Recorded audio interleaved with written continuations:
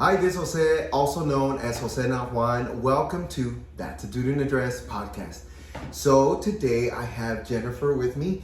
Look, we barely met and we're already getting along. She's from San Antonio? I'm from San Antonio. San Antonio. Okay, perfect. So she came into my life a couple of days ago, right? I think it was Saturday. And we were, I don't know, we were just talking about something. And she's like, I got chisme. Or I got this, I got a lot of stories of where I used to work. And I was like, sis, save it for the podcast. I was like, save it for the podcast. So that's why I'm here today, because I want to know that she's missed this. This is good. But before we start, let them know a little bit about you. So you're from San Antonio? I'm born and raised in San Antonio. And what side of town? Well, more on the west side, but southwest side. Yeah. Oh, okay. Okay. So when we were living in the west side, I went to James Bowie Elementary, which it would have been Lanier if we would have stayed there. How funny. And I graduated from Lanier. Oh, cool. Yeah. Bowie, I have no idea where that is. James Bowie, yeah. It's like no sé. I'm not even sure. I know this just had like what we thought was slides, but now we know it's like a fire escape thing. So I was like, dude, I want to go up there. Oh my God. I remember those fire slides so much when we were younger, because I was like, I just want once just to go down that fire slide, escape. But yeah, I remember those a long time ago. Do you have siblings? I do. I have an older sister. Her name's Vanessa. Hola, Vanessa. Follow her on the Instagram. Vanessa. I don't know. I can't do it like him, but he's so funny. So I interviewed him. He was my first interview. And I naturally mimic people when I think they're really funny. And he was doing something. He's like, Vanessa Vanoneta, you're asking for a bruise or something. Yes. No, but his was so funny because he's as loud as me. Yeah. But he's a sweetheart. Really? Sweetheart. He is what people don't get is that he and I is what you get on these videos, you get in person. Nice. And it's really, really sweet. So it's not acting, it's who you are. No, it's well, I do my acting, but he's just Angel, that's it. Yeah. You don't get anyone else. So what part, now Vanessa, besides Vanessa, what did you like most growing up in the hood?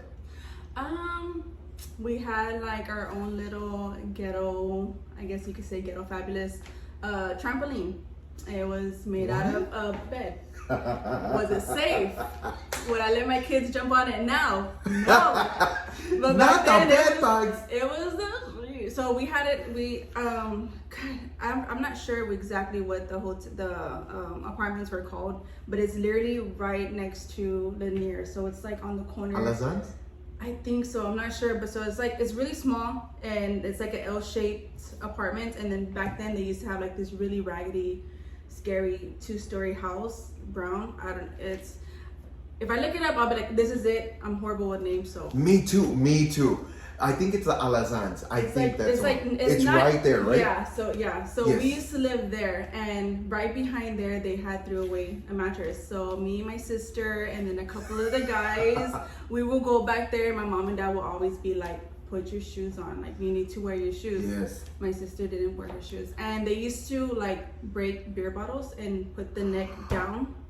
So like when she was stepping, she stepped back and it like cut her. We were so scared to get hurt in front of our parents, because like they told us to do something and we're like bleeding to death. Like there was an older man, he had made a swing for the kids. He had no kids. It's kind of creepy now, but back then we were like, there was a tree and he made a swing. So my dad's like, I don't want you getting on it. It's not, safe, whatever. So what did we do? Oh my God. So we got on the swing and I told my sister, I was like, swing me and spin me around at the same time. So so I'm like this, right? And the tree's right here. I'm like this, and she's like, hold on, I'm gonna go get some water. And I was like, if dad shows up, like stop me. So I'm like already to the point where I can't touch the floor. So I'm like trying and I hear a crack. I was like, oh my God, this tree's gonna break. Like my dad's gonna beat me up because I'm gonna get hurt. And I'm spinning and I hear another crack. I was like, oh my God. So I finally stop and I'm dizzy because, I'm going like this. Yes. And I go like this thinking it's sweat, blood. Yeah. So It was just horrible. What do you mean? What did you hit? The tree, my head, that crack wasn't the tree breaking. It was the tree breaking my head. And like, I guess I'm like very hard-headed. Like Pinche man. So I was all like, oh my God. You all learned today, girl. No, yeah, it was my head. Oh my God. So Was it a big gash? I needed staples, yeah. So we ended up going to Santa Rosa Hospital and they put staples in my head for it. Oh, it was so embarrassing because it was like shaved and the kids at school, they were like, why are you wearing that hat? And people are jerks. Yeah. Ew, I hate kids. And my sister, she's the oldest and she's bigger, but she's littler than me. And she's like, you know, wear your hat and take it off and do this and do that. And she's just like, every time, like, I had a bad habit of putting on my pants and I guess I'll put them this way. So like the line will go crooked. So like in elementary, she'll get a line to like fix my pants and she was always getting in trouble because of me. But she was protective. Yeah, she's I very know, I love protective. that. Like, that reminds me of my older sister. She was the same way when it came to, she was protective in the nurturing way, like that. But anytime we had somewhere to go, I remember I had a field trip and she got my outfit, all purple. I hate it. Now I hate it, but back then, back then I loved it. Yes. Colors.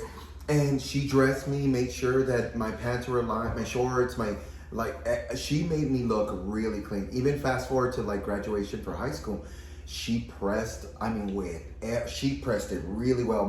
The gown, the graduation gown. So yes, yes. She did. But she starched everything. But no, that's how good she was. She was always taking care of me. But so anyway, yeah. So besides being in the West Side, this is the reason I wanted to get her on here. Is because you did end up working for a facility, right? I did. And was it a correction? It was in corrections, yes. For a federal. That's all I'm going to say. Okay, federal. Okay, that's good. One of the things that because we all grew up in these situations where I worked there, if I did this, I would do this. But being in a facility like that, because it was men or women? Both. Huh? Both. So there wasn't so many women in there, but we had a third floor that would have women, and then everything else was just men. What? Oh, I thought they all... Oh, okay, that makes more sense. I don't know why I thought women were only in women's facilities. I did work for Bexar County, and it wasn't for Bexar County, but it was Applewhite or something like that. You can beat that out. But it was like, there, but it's like a different facility. So I would have to only work with women because of what the structure we had to do and constantly watching them, stuff like that. So men couldn't watch them shower or use the restroom. Like they were always under surveillance, which I thought it was.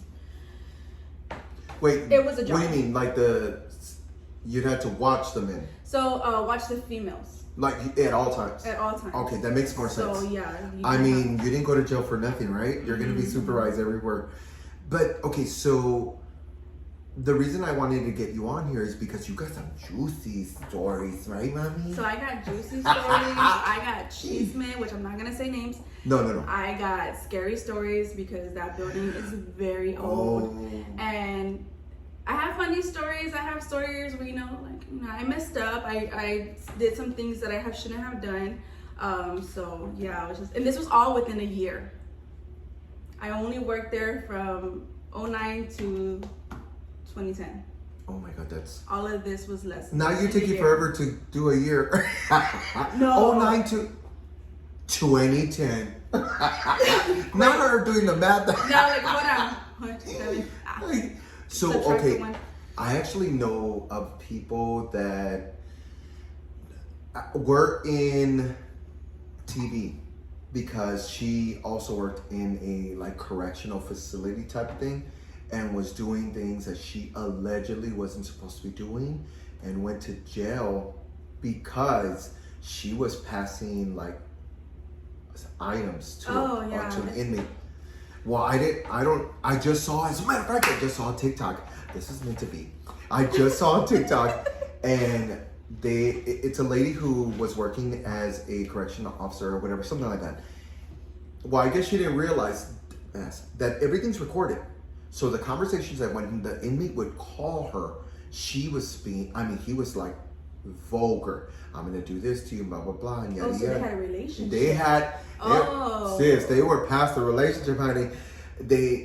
He started saying certain things to her that she was just in it, and she was enthralled in it. Mind you, by that time, he knew that they needed to catch her. And they had talked to him and said, "We are willing to work with you, but you got to get her." What a lot of people don't understand. Okay, I was 19 years old when I started, and I was 19 years old when I started. So it's just kind of like everybody saw me and they're like, "She's young. We could take advantage of her." You throw a little money and they're gonna sit here and be like, take it, because a lot of officers, they would do that. Like, you would be, "Oh, it starts off, bring me a taco, bring me a chip. Oh, can I have some of your pickle, or can I have," whatever the case may be. It starts off like that, and then they're like, "Okay, I'm reeling them in," because you're not even supposed to, that's contraband. Anything that's outside coming in that's not, provided through commissary or anything else, it's contraband, regardless of what it is. Yeah. So when I first started there, let me go back real quick. Okay. When I was 18 years old, I became an exotic dancer. Don't look at me now, because that was back then. Yeah. And it was in here in San Antonio. San Antonio's big, but it's not that big. And let me tell you, I got recognized afterwards, because I worked at the exotic place, and then I went to go work at the jail. By the Hey, aren't you just... No, but they didn't say nothing. All they said was, when I came in, they're like looking at me, and of course, then you don't go in with makeup, you're not trying to impress nobody, whatever, because then automatically that's a red flag, with the wardens or whatever. So when I hear them sing the song "I'm in Love with the Seal," my face immediately got red, and because I knew I just left there to come work at this location. So why the switch? It went from, because I was having a hard time with my, my kids, and my youngest was 1 at that time, and it was just kind of like, it was just too much, you know what I mean? And my mom started working there first, so I started seeing her paychecks, and I was like, I have 2 girls, so I don't want them thinking, I don't need school, I can make money, you know what I mean? Because you don't stay young forever, you don't stay skinny forever. Your body's not, gravity don't hit you until like later on. So later on, pay attention. I don't know how many times I tell young people, that'll catch up to you. It will. So it's just kind of like, you're just a hater. I'm like, I'm not being a hater. Get it. Do what you want to do. It's fun. It makes you feel, beautiful, because you're wearing makeup and you have nice heels and dress, and all these guys are like, you know what I mean? So it makes you feel good, but respect yourself. Yes. And one of the reasons why I left as well too, because there were so many females that wouldn't respect themselves, and it made it a lot more harder for me to make money, because I'm like, I have 2 kids, and I'm not trying to go home and give something to them for a couple bucks. So there's that. So when I first went in, they had us walking around, and they knew that we were new because we had to wear black pants and a white t-shirt. So that was like a new cadet, new boots. Yeah. They would call us new boots. So we went in there, and the first thing I hear is, "I'm in love with the seal." I'm like, I didn't say at least nothing, you knew where your clients but my face showed it all, because back then I would get really red. I would get so embarrassed so fast. I was like, they're like, "Why are you getting red?" I'm like, "Because it's hot in here. There's like 22 guys in here. Like, y'all are all breathing on me." Like, so we would have to go in. There was like a little silver thing towards the back, and they had like a little pipe looking thing with the silver thing on the end. So when you would hit it, it would sound like a little beeping noise. So that way, at the end of the day, the captain, lieutenants, people, whoever would know this person was here at this time. So if a fight broke out, whatever, how long has it been since the officers? Because we're supposed to do a security check every 15 minutes. I don't get it. What do you mean? So like every 15 minutes, we're supposed to go into the units and make sure, like, so say if it's like 9:15, we came in here, and then after we finish this one, sit in the core for a little bit, and then come back and then do another pipe check to make sure that we're physically in there with the inmates, making sure like no one's not doing nothing they're not supposed to, or fighting, or whatever the case may be. So we're correcting them, we're making sure that they're doing what they're supposed to. And how often? You said 15 minutes? After that last check, it will be another 15-minute round. Okay, that makes sense. Yeah. Wow, that's really busy then. So you're not normally just sitting down. No. You guys are constantly going. Walking around. Okay. And how does that make it uncomfortable? Because in those situations, aren't they catcalling you at that point? When you first start off, they try to see what your limits are. And that's how they get some of the female officers to be chifladas, start having a relationship. Because when they start getting out, like, stop, it's kind of like, so the first thing, like I said, I was 19, I was young, but I'm like, I'm young, but I'm not dumb. Okay. And I know you have family, even if you're not in a relationship, you have daughters, you have grandmas, sisters. Would you want them to respect them like this? Or would you want them to be like, show them respect? Like, if someone came up to you, or like his daughter came up to her, like, hey, so-and-so was doing this and this and this, would it be like, dude, I do that all the time, it's okay? Or would you be upset? And then they knew, like, okay, she's not someone to mess with. Okay, because the references you're talking about when you're a family, and then you're talking about, because it's getting a little confusing for me. Sorry. So let's stick primarily to the story. Let's talk about the cheese man. Okay. Let's talk about a good one. So tell me one when, I don't know, tell me a juicy one. Okay, so there was one time that, because when you go through their stuff, like when they send in like mail call, whatever, sending out letters, they will be like, somebody will write to the wife, to the girlfriend, the baby mama, whatever the case may be, and they're like saying certain stuff. Well, there was a seal that was like, I just want to swap the letters. Like, it'll be one guy sending it to the wife, the girlfriend, the baby mama, the sancha, whatever. So he's writing all these notes to these different females, and one of the seals was like, I just would really love to just this person didn't do that, but it's tempting to be like, wow, I can't believe, so it's just kind of like, see, you're not the only one, pendeja. Yeah, so if you want to sit here and be like, he's locked up, she's locked up, they have their ways. Only, and yes. They have their ways. Girl, if they were playing out in the streets, they're playing out here behind the... So one of the inmates actually had a female giving him money, and he's able to actually give that money to somebody else.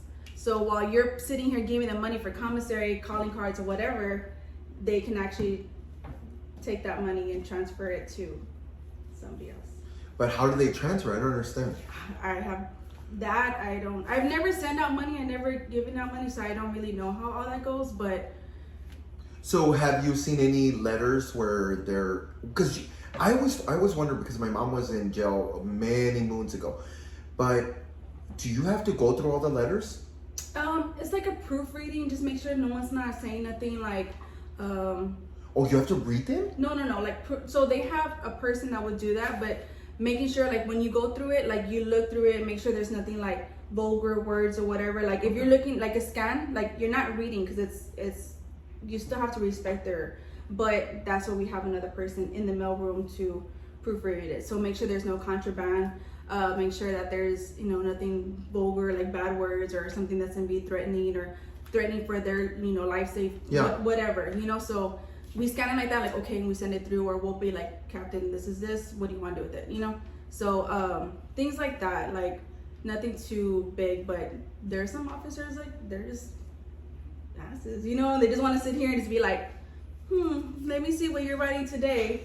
We're supposed to have respect for them, but I have dyslexia. I don't got time to be reading all this stuff. I'm like, what does this word say? No, me, I would be like, send him over here. You go do the practice by yourself. Then I would be like, ooh, you in trouble, right? How you're in trouble when you're in jail, I have no idea. Okay, so tell me, I'm sure there was fights, right? Oh, yeah. So what was the stupidest fight, or one of the stupidest? So one of the ones that I called, I guess because every time you hear a fight, for whatever reason, the officers will be screaming in the radio, screaming. I'm like, are you the one getting jumped? So I was like, 10-10, this area, 10-10 for this area. Everybody came up thinking that it was a regular drill. I'm like, dude, there's a fight in here. And they're like, oh, you're being for real? I'm like, yeah, I'm being for real. Like you weren't yelling. I'm like, do you have to yell? Because I'm not the one that's getting jumped. Yeah. I don't have to be screaming or nothing. So why were they getting jumped? They're just fighting over, it's a small unit, and there's like up to 22 to 24, 20 guys in there. Some of them don't shower, some of them don't brush their teeth, Some of them just kind of like don't want to clean, and 22 guys, and it's just kind of like it's small. It's really that small. is small because you're saying 22. I thought it was way bigger than that, but 22 is not a lot. So, but okay, give me 1 second. I'm gonna hold on. When I say you're not explaining the story, you're telling me you're telling me your side of working there. Okay. I want to know more the chisme of why they're there, why they're got in arguments, things like that. Because it's hard. You're just like, oh yeah, we called each other. Okay, so I can go. Like as far as like. Go into detail. I mean, you're not saying names, so yeah. Yeah, but it's like why they're locked up, because majority of them was like gay. No, not the locked up. I think more the explanation of. Oh, they got one of them was because they were writing each other's girlfriends, and one of them found out things like that. Mm-hmm. Don't tell me your part of working, if that makes sense. Okay, so like the story that she's made. Okay. So what's one of the weirdest things that you see there when you're working there? Because we don't know what it is to work there. I don't think I could do that job. So me physically, I didn't see it, I didn't witness it, but I was on that floor because the floor they had for visitation. Okay. So I'm thinking somebody must have switched something, somebody must have knew something, because this one particular guy had his wife showing up for visit, and then, I'm gonna have my mom visit this day. So I guess she was like, something's fishy around here. So when she showed up and was waiting at the parking lot, she witnessed one of his baby mamas or girlfriends or whatever. So there was like a big fight. It happens a lot, and it's just kind of like. So what does happen if they're arguing out there? Well, I mean, the officers just tell them to leave, but if not, then that's when SAPD or whoever has to come in and make them leave, or if they're fighting, get a ticket or not, whatever. Because I know you have to get approved of the people that come through, right? Yes. So. I think it's more strict now, but back then it wasn't that bad, because it's kind of like they're on the list. Yeah, because that's what I was saying. Because we were younger. This was way before your time, or before that time. We were on the list with my mom, and we were all kids, so we would go in like a bundle. Mm-hmm. And I think there was only up to a certain amount, right? Every category, like every different facility is different. So I think like federal could, because it's like the marshals, so they might be different. County might be, it's just state, so it's not really like, drunk driving or so I guess it just depends on what levels that they're in. So ours was a little bit more stricter because it was with the marshals, it was federal, so it's kind of like these guys are looking to either spend a big chunk of time of their life away. And then it wasn't too bad, because people are like, oh, aren't you scared, because you're working there. I'm like, no dude, because out here, by the time you call 911, by the time they answer, it takes forever. And when you're in there, you have a radio, you call codes, and you have people come up real quick. Unless they think you're joking. Yeah, unless they think it's like a drill, and they're like, where's the fire at? I'm like, dude, go in there, they're fighting. Yeah. You know what I mean? I'm not gonna go in there, I'm little. I'm a girl. So the population from the men to the women, they're not close to each other, are they? Oh no, they're like, I mean, as far as like where they're staying at, they can't see each other. That's what I'm saying. They can see each other, but it's kind of like the gentleman has to face depending on who's moving what. Like you have to face the wall, whatever. Like, yeah. How does that not get cause a lot of chaos? Because they have. So there's an elevator, and there's an elevator for the officers, and there's an elevator for an officer controlling that all day. And if it's like going to outdoor rec, the only time they actually do movement is outdoor rec, indoor rec, which is like recess for them basically, or visitation, but visitation has their own little door towards the back. So it's not, everything's not getting confused. When they do trays, which I would be like platones cabrones, so they'll come get their trays, but swing is what we'll call it. Swing will actually come up, bring the tray to different units, and be like, okay, well, everybody has their own food. We serve them, we bring it in, we serve them, they put the trays back, and we just take it out. So it's not really a lot of like inmate movement, but if there is, it's like either medical, getting ready for court, getting ready to either go home or to go to their prison that they needed to go to. Have you seen any reactions when, when they go to court and they sometimes don't get the best of news? What's one of the bad ones that you've seen? Someone actually had to go on one-on-one, which is a a way of saying like, you know, I don't know if you could say that, beep it out, whatever, but like self-harm yourself. You can say self-harm. Okay, self-harm yourself, because it's just kind of like unalive. Mm-hmm. Oh, they're like a suicide watch. Mm-hmm, basically. Okay. So they will be in a gown, in a heavy gown, and there'll be an officer there writing I think it's every 5 minutes or every 10 minutes. Inmates sleeping, inmate using the restroom, inmates, you know, taking a shower, or so everything. You have to document everything. But in this situation, do you guys know what happened at the court? So there is officers that go and it's like transportation, which my mom was part of one. Because I know y'all gossip in between. Don't even try. Yes, because my mom used to work there. My mom actually worked there for, I think it was like 9 to 10 years. So she worked there for a while, and it's just kind of like when you will go, like you could just see it on their face, or like the attorney would tell, you know, whoever, like, keep an eye on this person, or they have bad news or they have good news. So what's the example of one? I physically never really seen anything other than like doing one-on-one watches, whatever, but some would just like come up and pretend like nothing's wrong, but like as soon as somebody would look at them a certain way, like another inmate would look, they're like, let me take out my frustration on you because I'm already gonna serve 25 to life anyways. Oh, that's true. So do you know of an example, like without using names, of an example what happened at the court? No, at the court, no. Oh, so I wasn't old enough to go, because in order for you to go, either you're the officer or the officer holding the gun, and you have to be like 21 years old. But you guys talk amongst each other, right? So I worked second shift and third shift. So first shift was the one that mainly did everything. Okay. So not really, you know. Okay, if they have something, it was like really, really juicy, but I wouldn't really hear too much as far as what will happen in court. Okay. Other than like what's going on in the unit or in the pod, like when we'll do pass downs, or like watch out for these two because whatever. But what's the whatever? So like, okay, I was the type of officer that I didn't give a shit. At that time, it was only like $10.50 an hour, you know. But back then, it was good. Was back it? Then it was that's back nothing. Then it was good, because now it's like, dude, $10.50, what the hell? Oh yeah, inflation, you're bro. wasting your life you're gonna risk your life for this. But you know, we did a bunch of overtime, and like the money was there. So I'm like, but either way, I'm like, I'm not gonna get paid this much money to write a piece of paper because y'all want to be fighting, whatever. So I told him, I was like, look, as long as y'all are grown ass men, women, do what y'all want. I don't care. Y'all want to do tattoos on each other. Y'all want to be drinking hooch. Y'all want to be seeking kumbaya. Just don't be fighting. That's gonna make me have to do paperwork. Sorry, warden, if you're watching this. But so to me, it's just kind of like, if you want to get hepatitis, or if you want to get, you know, an STD or whatever, because y'all are sharing needles, that's on y'all. Like, oh yeah, that's right. That's, you know, being, you know. How do they use what needle do they use to do a tattoo? There's like fierro on the bunk bed, so it might be like, I don't know, to be honest, but they would have really nice work. Really? They would have really nice work. Well, where do they get the ink? I think they will like melt the plastic from like the chairs, or. Mm-hmm. What? I know you said hooch. I've heard of it, but I've never. I smelt it, and it's kind of like, I don't know if you ever had like bread that was sitting out and it has like that alcohol moldy smell.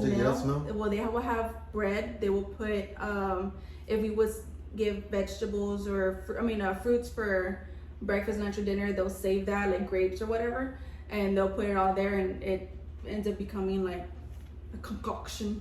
So it would turn into alcohol, yeah. But what's the process? I have no idea. No, but how long does it? Do you know how like it takes 30 days? That process I don't know. I have seen them make, you know, like shit. I would have been asking questions. How long did it take? I know, they're like, you want to try something? Like, no. Like, yeah. I don't know where your mouth's been. And that hooch has been sitting in the toilet. No. Ew. No. They have it in a bag. They have it in a bag. Like, they'll double bag it or whatever, or in a cup or whatever. Oh my God. But to hide it from the officers, they're like, the stuff that some of the guys do in there is disgusting. It sounds like it, but do they get drunk with it? I know they'll like get like, but as far as me physically seeing it.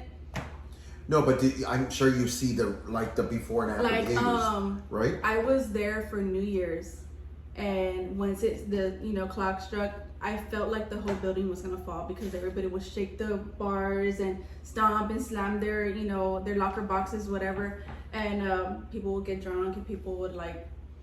I mean, of so course they would they'll get behave. drunk. They'll So behave you could because see that they got drunk. they'll get drunk, but okay, so there was like it works, is what I'm saying. it works, yeah. Okay. So like in every unit, there's like a tank boss in there. There's somebody that's gonna sit here and make sure that their respect they listen to, because it's kind of like we got shit in here that we're not trying to have it taken away, whether it's drugs, whether it's a cell phone, whether it's, you know, some kind of contraband. So some kind of contraband. So it's kind of like we don't want that attention. So if you're gonna do something stupid, put your shit, because we're not trying to have nothing taken away from us. Speaking of that, have you, because you said cell phones and it triggered the memory. Have you seen on TikTok where they have the guys They are go like, live. yeah. How? I'm like, wait. I know they have a system too as well where they're like, they pick up the phone and it's kind of like a matchmaker thing. Hey, I'm so and so. I blah blah blah. I'm just looking for a lady that's so. The audacity. There's this one about. Oh my god, he's ugly, ugly, and he's like, I only want pretty chicks and blah blah blah. And I was like, but you're ugly. Like you shouldn't be picky, and you're in prison. Like you have it all against you at this point. But I guess I don't understand. How are you going live? How are you having these kind of interactions? That's what I was saying too, because like when I saw that, I'm like, we go in. I mean, of course, it's not every 15 minutes on the dot, but like 15 minutes comes and then here, and then we go here and here. You know what I mean? So it's like they have their time, like, and they're consistent. They're like, oh, tap the screen, tap the screen. I'm like, where the hell are the damn correctional officers? Yes, I mean, look, I get it. If it gets, they're not really doing anything, but they're going live. I'm like, whose booty hole did that come out of? I want to know right now. Guys, I can't even imagine what's like. I try not to watch it because if you put it on the For You page or you like it, it automatically a swarm of it. So I'm like, nah, I'm not gonna do that. Not interested. I am interested, but I'm like, oh, I don't touch it. Not too much interested, but just enough to be like. Yes. So when I went on your live and I saw that, I was like, I hear you saying about like, you know, giving people money or, you know, whatever the other females were saying.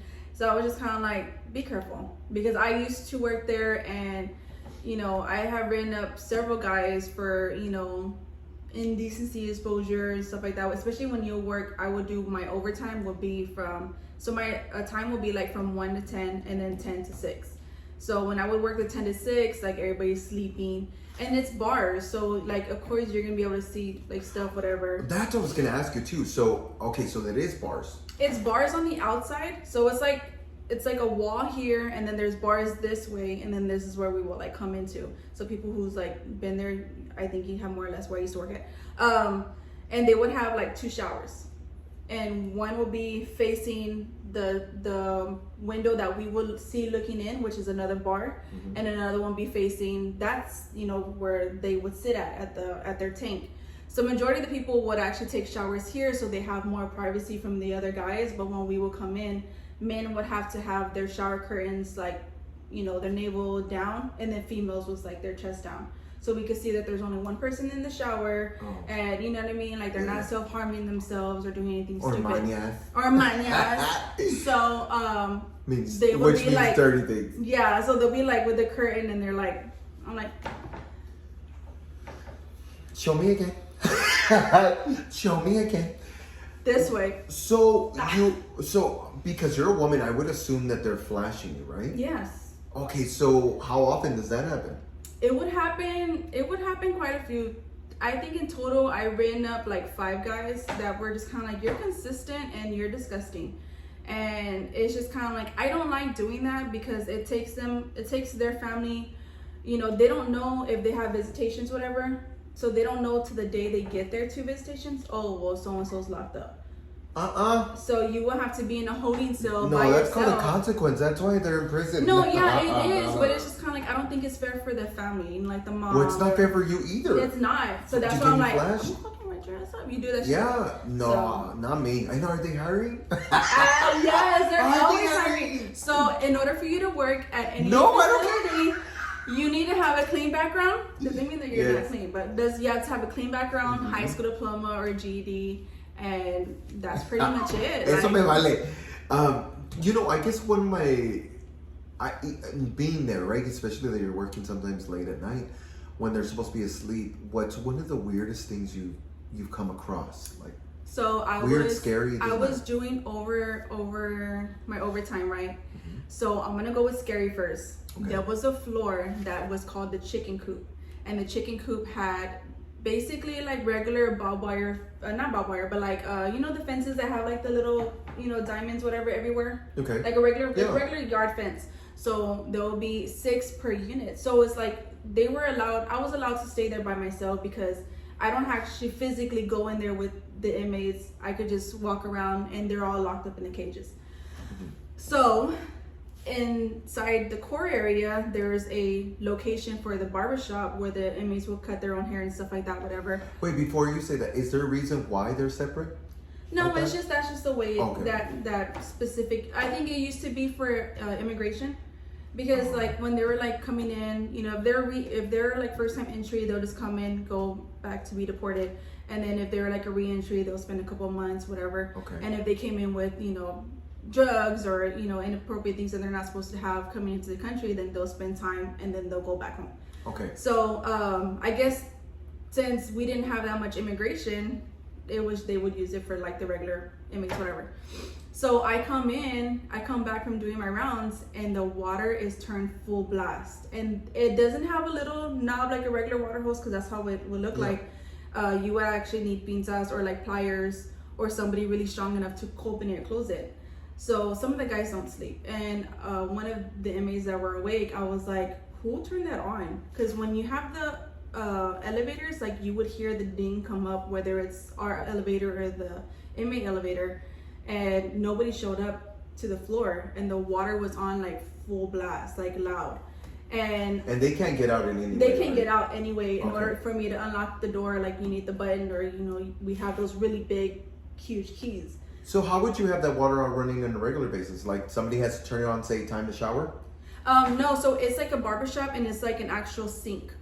Sink. So it's like a faucet for like the manguera, but they will use it like to cut their hair, rinse out their hair, whatever, or clean up, or get like a bucket of water. So it wasn't like a shower. It wasn't a shower. It's just like an actual room, and they will call that the barbershop room. Oh, okay. That makes How sense. that water got turned on, I don't know, but like the whole night I was all like.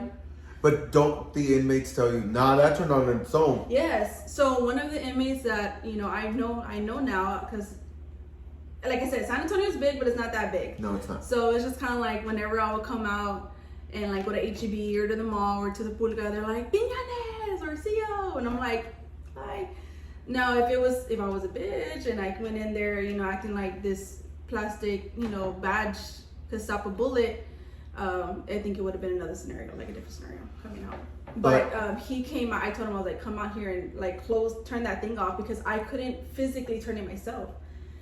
So they had said that there was an inmate from like way back then. He hung himself, and his name was Hugo. And I was like, was that Hugo? Like, how in the hell did that water get turned on without pinzas, without somebody strong enough to turn it off? And I'm like, there was nobody there. Nobody unlocked the doors. Nobody came out the elevator. And I was like, I would hear like a door slam, like one of the big doors, because it's kind of like the vents. So there's that. But the water, like full blast, because I'm like, what the hell's that noise? Like, who's taking a shower? Y'all need to go to bed. That is pretty scary though, to just hear that coming out. And I'm by myself. I was the only CO there with all these other inmates. Everybody's asleep. It's dark. It was like really cold on that floor. The hell out of there. I was all like, sweet coffee, come up here with me. I'm scared. So what else have you heard that might be scary or seen? So scary wise, there was somebody who unalived himself in the shower, and not the same one, right? No, okay. Somebody else. I guess. Is it the first or second one that you were talking about? This was. Because you said there's one you can see, and then the other one has a little more privacy. This one they actually covered. It was actually in that area too. So. Okay. Like I didn't physically see it. It was my day off at that time. but a couple of officers actually lost their jobs because when we have count, we're supposed to have, you know, we need to see living, breathing bodies. They're like, oh, so-and-so's in the shower. I'm like, all day he's been in the shower, no one didn't say nothing, and he had the shower all the way covered to the past their head. So they're trying to revive him and everything else like that. I'm like, he's been gone all day. So does that? Oh, I see. Because that has to pull up an investigation to tell family what's going on. Yeah, because when we're over here writing down the, you know, security check this time. Like, if you did a security check for all 3 shifts, why didn't you? Because when I would go in and do security check, I would, even if I see everybody on their bunk, what if there was another extra person trying to escape or whatever? Yeah. I would move the shower curtain. Like, you didn't do that. None of these people did that. And so what happened? Okay, so what happened exactly? That does it turn on? I think like, what do you mean? Not to the guy. I'm saying, what did they hear that night? That you said you weren't there. Do things start happening in the shower? Next person. No, well, the next person, like, it's just like a regular shower, like a walk-in shower. So the next officers that came in there that did actual living, breathing body count, they opened the shower curtain and they saw him. So after that, do they start hearing noises? Do they start seeing? Some inmates will sit here and say like, oh, you know, the chair flipped over by itself, or, you know, like they would swear like the door is like shaking, and you know, like if it's like a locker box and it's like pretty heavy fierro box, where you open the top part, the metal. When you open the top part, it would just like fall by itself, and it's like a really hard slam. Like, it's kind of hard to slam it unless somebody comes up and hits it. So little things. I mean, it was an old building, like really old building. I mean, I'm sure. You said it's been there for a very long time. What, or was there for a very long time? Mm-hmm. What's one of the? Because I know there's got to be other stories besides the scary that make you question, like, should I work here or should I not work here? So, me being 19 years old, thinking everybody's in here for drugs. I meant that. So, I was working on 4th floor, I think it was 4th floor. And there's this really tall, like 6'4", 6'7" tall guy, Hispanic, you know, darker than both of us. And he's full of tattoos, like every from the neck down, full of tattoos. And he's like, can I clean the ODR? Like, I just want to get out of here. Like, I'm like, yeah, sure.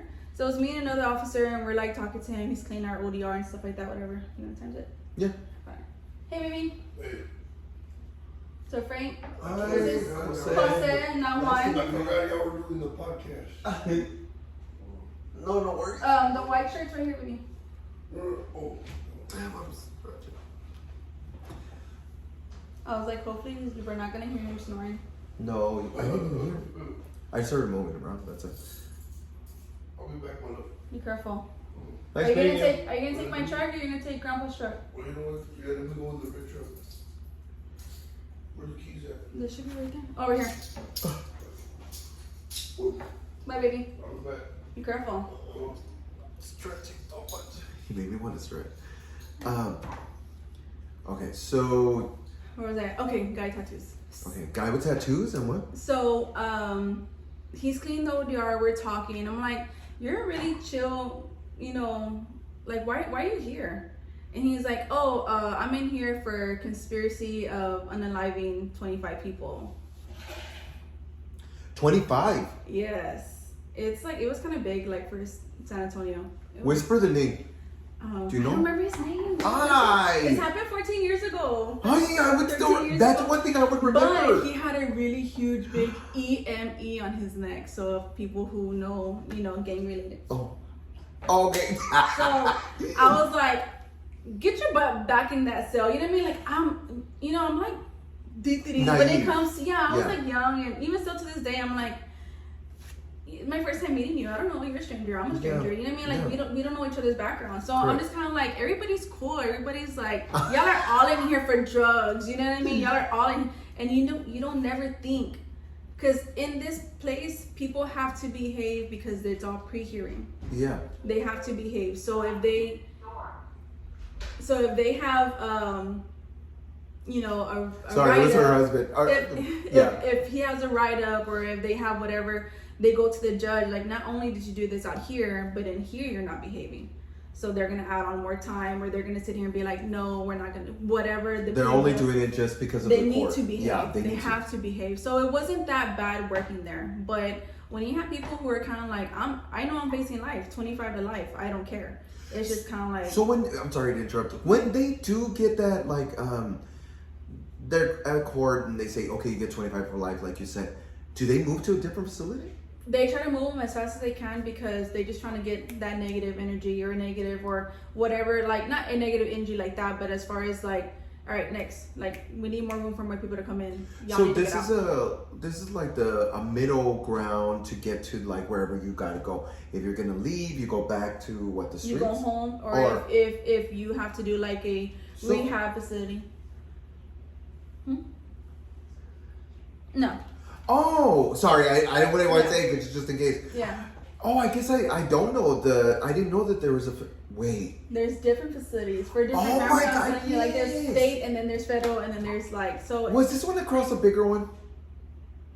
Yes, it's like it used to be like a big, brick huge. building? Yeah. Oh. It was white. Oh my God! I've been there. Well, because my mom was in there. Okay, so then that was when it was county then. Yes, because the reason I say that is because I was like, wait, my mom, whenever before she would go to record things, before they decided what she was going to do, they would move her to like the bigger facilities. Mm-hmm. Oh. What did your mom do? She's no. This is like later on. No. She was a drug user and she was shoplifting, so it wasn't anything. It wasn't too bad. I mean, it was a lot, but it was to herself, really. Yeah. Never to anyone else. But that makes sense. And I say that because I don't care. I want people to know that we all come with different backgrounds. Yeah, of course. But okay, that makes I know exactly. At first I couldn't picture where you're talking about because I've been to too many of them when I was young. But now I'm like, oh, I know exactly where you're going. Okay. I always wonder because she did tell me one time that it was mixed. And so did one of my sisters was like, no, it's a mix. Like there's guys and girls, and I was like, what they make? But I was so young and naive too that I was like, I really don't care. That's not my life. That's their life. That's your life. Yeah, I know what not to do. Exactly. Yes. My family showed me what not to do, so I can live a better life. You can live a better life. So tell me, when you're working with these people, right? Because they're human beings at the end of the day, you don't get to see the crazy part of it. But for this guy, now that he changed your perspective of that not everyone's here for the exact same reasons, how do you look at him afterwards? It's a conspiracy. So how big he is and his tattoos and muscles and his height, I'm like, you did it. You're guilty. No, but you know what I mean? It's kind of like. But it's your thought process, right? And because at first I'm just kind of like, dude, like you're just like a hardcore drug dealer, bro. Like you must have had, kilos and kilos since you're here. And no, I forget that people are in there for, SA or, unaliving people or, I'm trying to like. No, I get it. Word things without trying to get in trouble. But it makes you think like, what world we live here? Do any of them confide in you? No, not really, because I'm still an officer. So like there'll be some like, okay, let me tell you one thing. When I was on 3rd floor, which is the females, there was too many males, and on this location they had cameras. So they had where the cameras are at, they had the males there, and the females were like on the other side, right? But they were on the same floor. Oh. So there was even females more towards the back. There was like about 5 female officers up there, including myself. Or 5 female officers, including myself. Are they bars the same?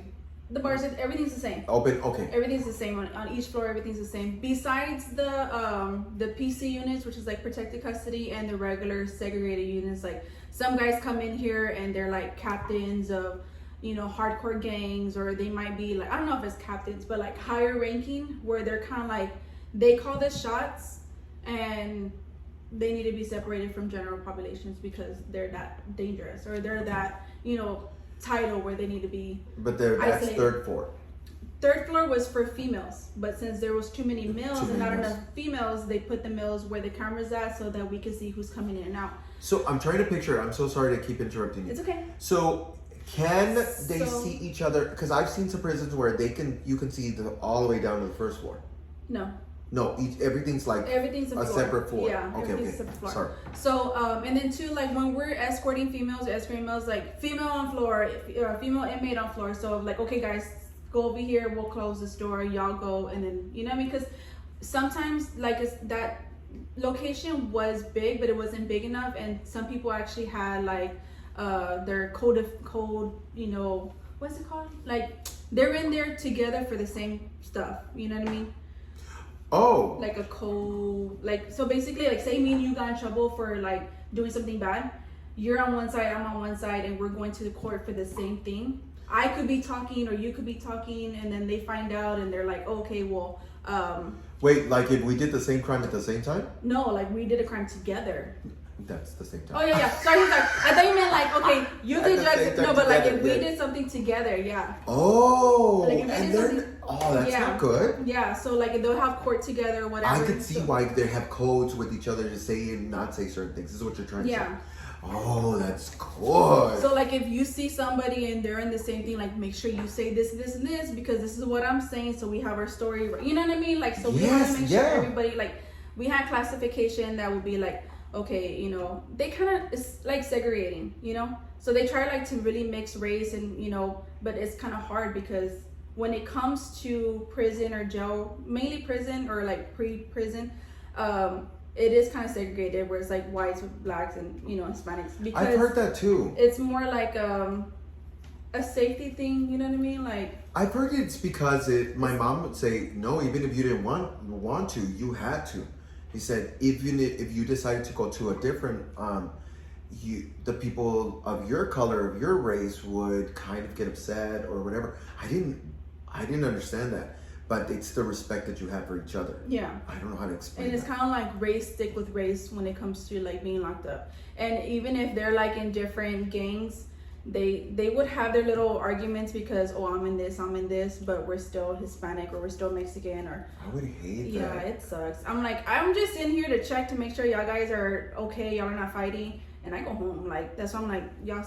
So these girls, my co-workers, the other officers, I could have gotten all of them fired. I could have sued the crap out of this place because what they did to me dirty.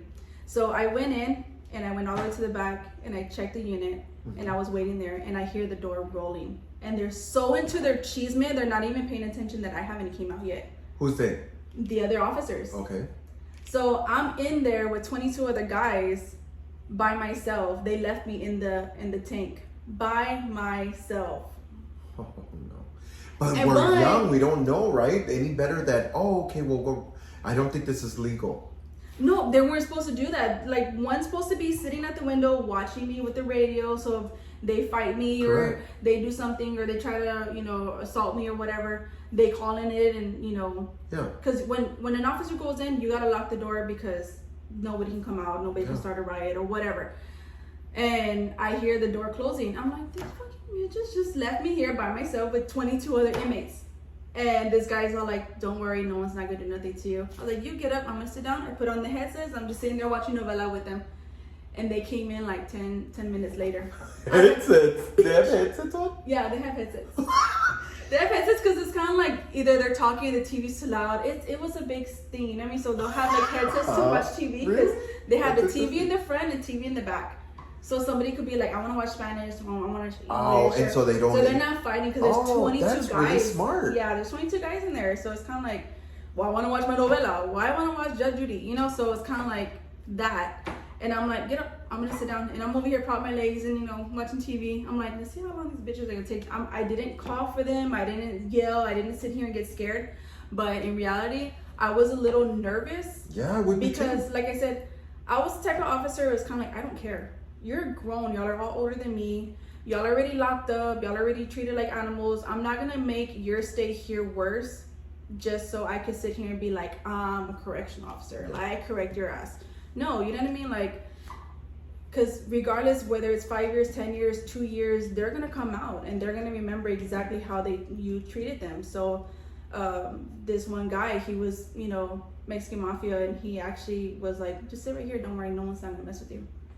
And when you hear running and you can hear the little keys, like where the keys, like they're running back, and they're like, piñones, and I'm like, y'all are fucked up, like you're really fucking watching TV. I'm like, yeah, bitch, because you fucking let me here for this long. Like, I could have been passed around by 22 other guys, you know what I mean? Correct. Like, so many bad things could have happened, and they were just like into their cheese man, that I'm like, whatever y'all were saying must have been really juicy, because y'all fucking forgot about me. I would have been super mad. I would have been like, don't even speak to me about that. I'm doing something They're wrong. like, dude, we're so sorry. I'm like, I could have had all y'all's fucking jobs, and I could have sold the shit out of the place, but... Ooh, it has to be frightening, because I only compare it in. I used to work for a facility that was children's shelter, and back then it was only supposed to be 1 to every. I had the kids that were from 5 to 10, and I wasn't supposed to be alone with all 10. Okay. Because it was only supposed to be 5 at a time. Well, I had 10 all the time, all those kids. And from my perspective, I kind of like it. I'm comparing it together, and it makes sense. For example, whenever one of the kids went to a court and mom wasn't going to get them, they would have behaviors and so forth. Remember, they're from 5 to 10 years old. They're processing and not knowing you're the enemy. You're the adult that's not letting me see my mom. So sometimes you would have to watch them like you said, but we had to like sit outside their bed whenever there was behaviors like that, because they're self-harming or whatever the situation was. And as I watched these kids, because they're kids, it would break my heart, like to see these children, the struggles they're going through at such a young age. And because I had that almost the same struggle without being taken back in the day. We luckily didn't. Everything, we would jump from school to school to school to school to school, go from hotel, motel. Oh wow. But we didn't know that wasn't the life everybody else wasn't living. So fast forward to when I was working there, I didn't understand why some of these kids were like, we had to watch them the way we did. We didn't get all the information. We did have more information that you could read it. Yeah. Yes, correct. We added it at every given moment. But they fucked me one time because I had to live there as well. And so if anything happened at night, you had to get up and take care of the kids. And I was like, the house apartment was connected to the house. So whenever you opened the door, straight forward was the hall to them. Okay. Like you had a gap of the living room and then the hall. So that was like y'all's gateway of keeping y'all separated. Correct. Okay. Well, separated from the older boys. Okay. So there was people in between, right? You had staff that was for the older boys, and then you had staff which just me for them.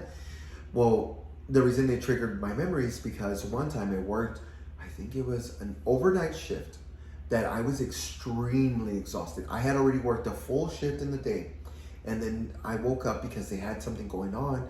Something triggered. Well, all those kids had to get out of the facility, meet in the middle. We had to know why there were sirens going on and so forth.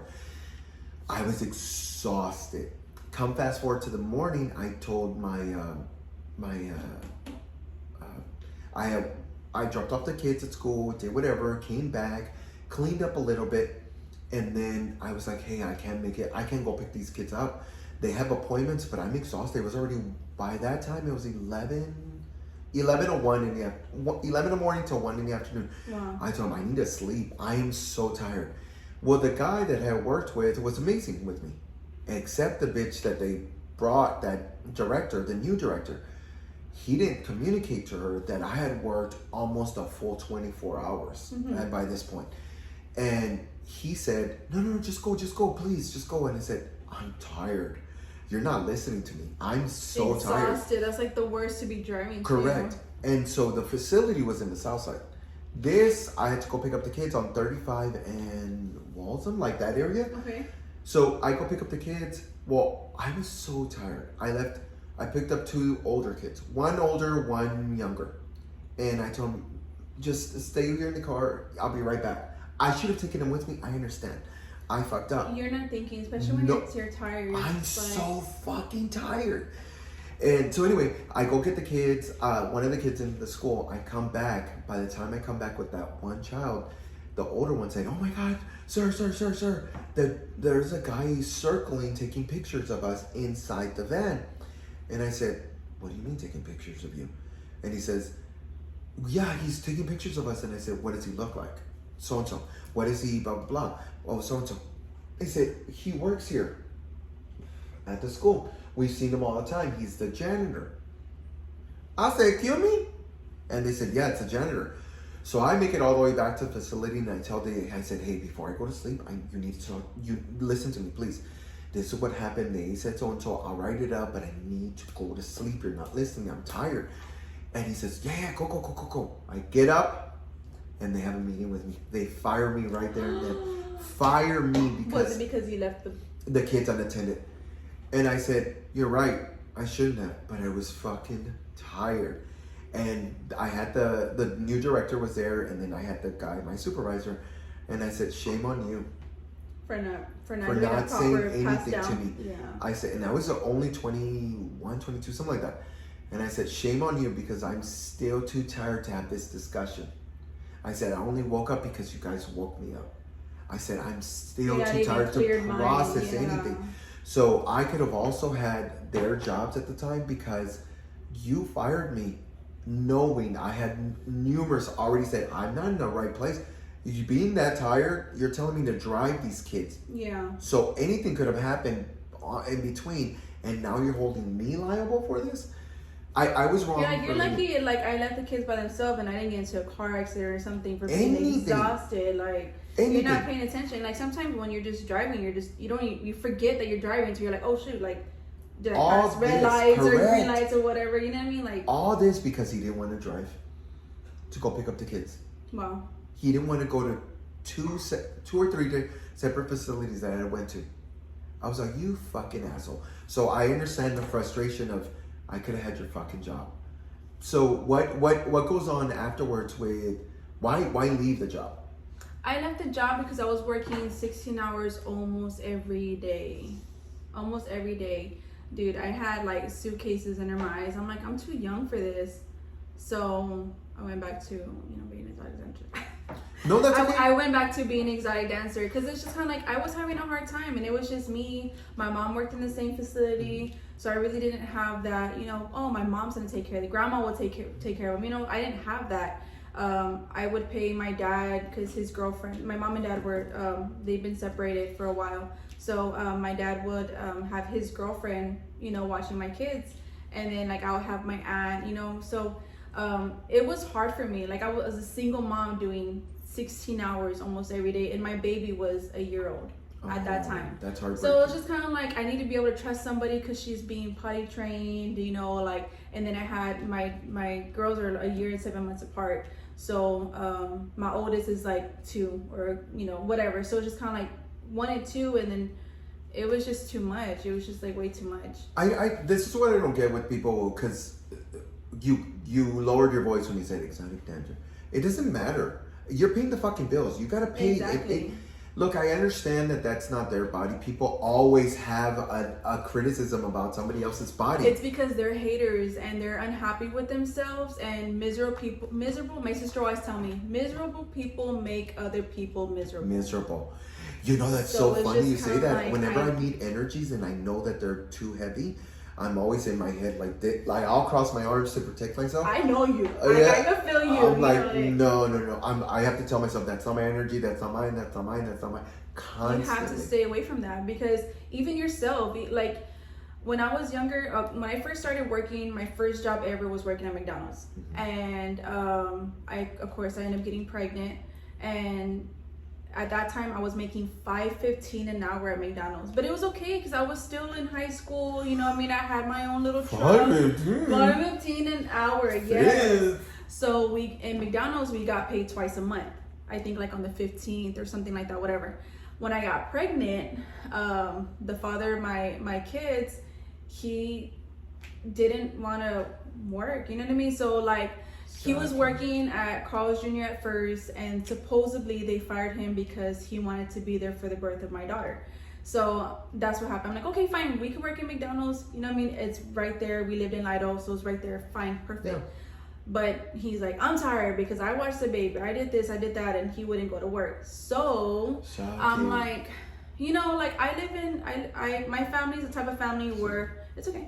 My family's the type of family where it's just kind of like, it doesn't matter who you're with. If you had kids with them, stay with them. You know what I mean? Like that type of that old mentality. Yeah, old mentality. So I'm kind of like an old soul. I saw my grandma taking care of my grandpa and, you know, cooking, cleaning, taking care of my kids, whatever. So I already had that. This is what I need to do, regardless of what happened. So I'm just kind of like, I'm fucked, because it's kind of like if I leave him, then my family's gonna be like, oh, you're a mom by yourself with the baby. It's like it's more of a what happens at home stays at home, and it's really nobody's business type of stuff. I'm like, whatever, fine. So how does the going, so quitting the job? From McDonald's, I was like, I saw my paycheck, it was like $400 and something. Yes, and I had to wait for the next, you know, till we got paid twice a month. It wasn't every other week, it was twice a month. And I was crying. I was just like, what the hell am I gonna do with this? You're not helping me. I got a baby. And my sister's like, become a stripper. So I got into a big old argument with him, and I'm like, you're not helping me. I was like, and I left. I was like, you need to stay here with the baby. I'm too upset. I cannot be here right now because whatever.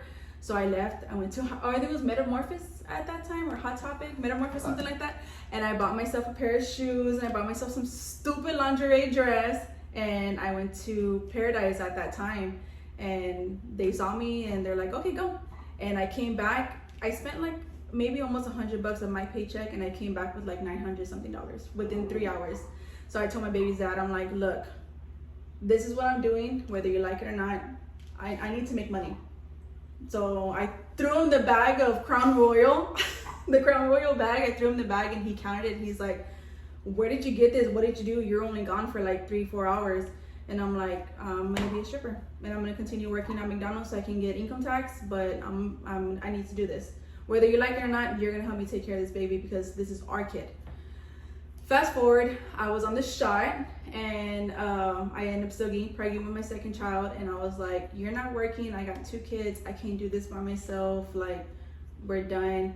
So it just made it more like, okay, take your time, you know, you need to get your body back together, whatever. Had my daughter, and I was just like, I wasn't feeling sexy, I wasn't feeling myself to get ready, and the motivation, because it was hard. I was young, and I had 2 babies, and it's just kind of like, my mom's like, well, work with me at jail. So I was like, okay, cool. And I loved it. I loved, that's one of my favorite jobs that I loved doing, was working at the jail, because it was fun. It was, so was that's how you transitioned different. From the, okay, that makes a lot of sense. But being a single mom, working 16 hours almost a day, and having somebody who gives you no support whatsoever, it's just kind of like, we're not together, but we still have kids. Like, can you help me? Yeah. Nothing. So I'm just kind of like, I'm not even gonna bother. Like, I'm not even gonna bother with any of that. And I'm like, I told my mom, I was like, I gotta quit, because my baby needs me. She's not being potty trained the way I potty train. They're not growing up to the way I want to teach my kids. And I'm just kind of like, I can't do this. Like,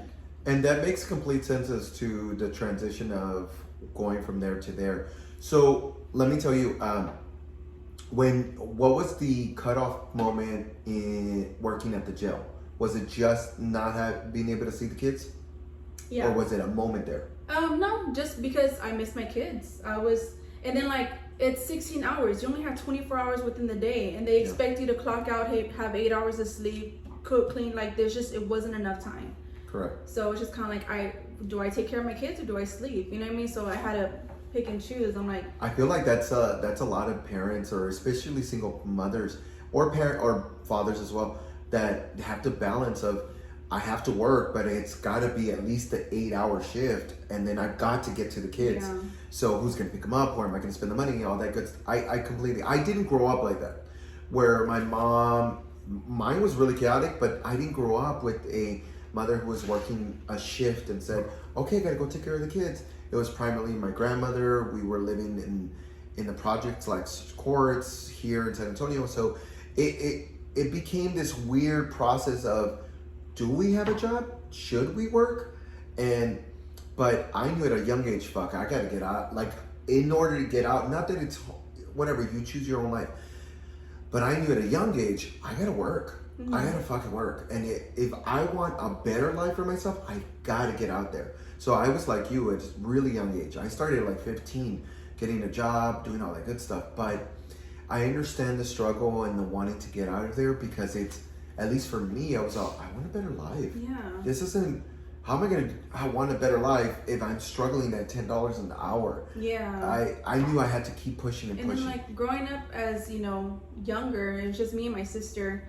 My dad would do like odd jobs here and there. And like we grew up, kind of barely making it, Yeah. So I'm kind of like, I don't want to live like that. And so what made me want to get a job at McDonald's at the age of 16 was like, Dad, I want a cell phone. Like Vanessa has those, at that time, you remember the little small flip phones?